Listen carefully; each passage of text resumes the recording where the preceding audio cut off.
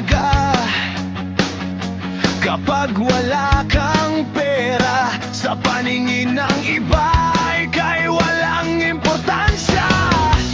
Sa mundong ito, sukatan ng halaga.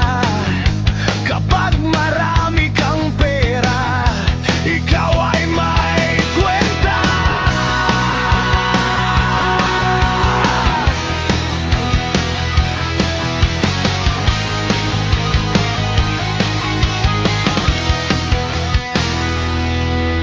Ganon nga ata talaga, huwag nang magtanong pa.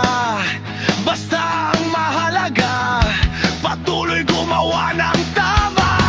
Sa panahong walang-wala,